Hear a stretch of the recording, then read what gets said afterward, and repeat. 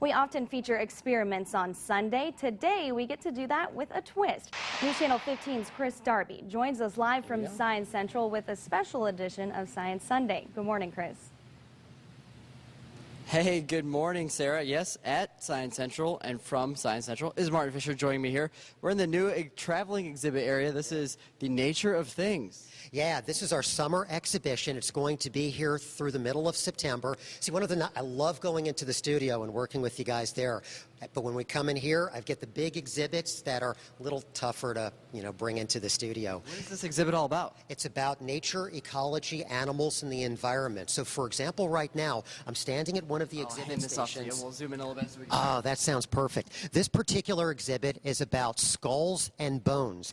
And if you zoom in, you'll be able to see we have 3 different animals. We have a carnivore over here, an herbivore over here, and an omnivore over here. So a carnivore, they eat meat. And if you zoom in and take a look at the teeth, you can see the canines sharp, stabbing, piercing the flesh of whatever its prey is. And also the molars are for cutting through it. Take a look at our omnivore over here. Omnivore is a plant eater, and it has molars that are flat for grinding leaves or twigs, pieces of plant material. But then you have these animals which are called omnivores, like the raccoon. Omnivores eat both meat material and plant material. So it does have sharp canines, and the edges of the molars are sharp, but then the inner portion of the molar is flat for grinding plant material.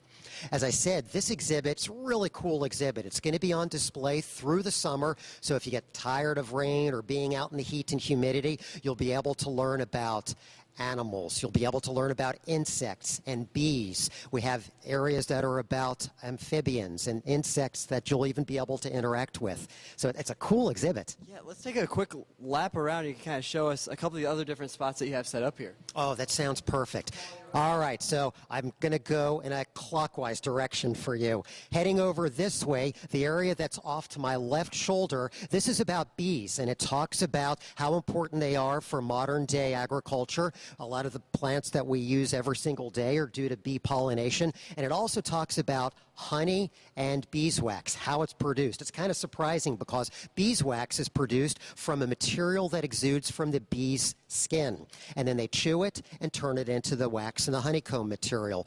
Bees' honey is actually, when they collect the nectar, they eat it, and it gets kind of a gooey material in their stomach. They regurgitate it, and then that becomes honey when it dries. The area over here, all the kids right now, they're going, ooh, once they heard that. The area behind me over here talks about amphibians, such as salamanders.